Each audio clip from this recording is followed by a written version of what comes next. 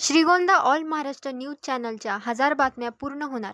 तसेच प्रथम वर्धापन दिनाच्या निमित्ताने ओंकार ग्रुप व गौरी शुगर कारखाना हिरडगाव यांच्या वतीने हार्दिक शुभेच्छा.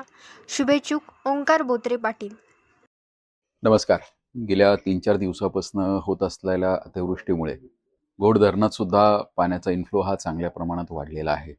कालच माझं आणि कटके आबांचं जलसंपदा मंत्र्यांशी बोलणं झालं आणि बोलणं करून आम्ही त्यांना विनंती केली आहे की जसं घोड धरणामध्ये 75% इतका पाणीसाठा झाला, तात्काळ आपण दोन्हीही चाऱ्या खोलून आवर्तन सुरू करावं.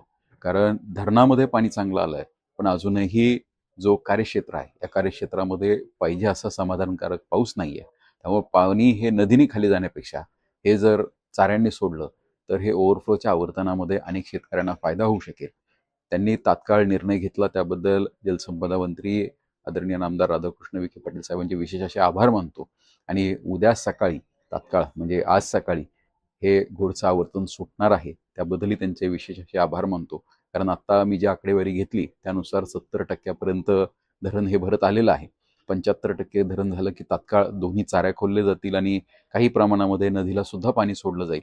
त्यामुळे जी काही पाण्याची अडचण आहे ती घोडपट्ट्यामध्ये मिटेल अशी अपेक्षा व्यक्त करतो.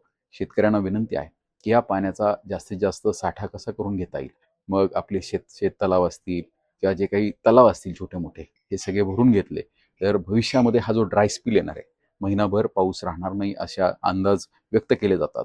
त्यामुळे माझी आपल्याला विनंती आहे की पाण्याचा योग्य पद्धतीने वापर करून त्याचा साठा योग्य पद्धतीने केला तर ह्या ड्राय स्पिलमध्ये सुद्धा आपल्या भागाला दुष्काळाचा किंवा उन्हाचा फटका बसणार नाही. आपण सर्वजण कराल अशी अपेक्षा व्यक्त करतो. परत एकदा नामदार साहेबांचे आणि संपूर्ण खात्याचे विशेष असे आभार मानतो आणि योग्य पद्धतीने आवर्तन कराल अशी अपेक्षा व्यक्त करतो. धन्यवाद.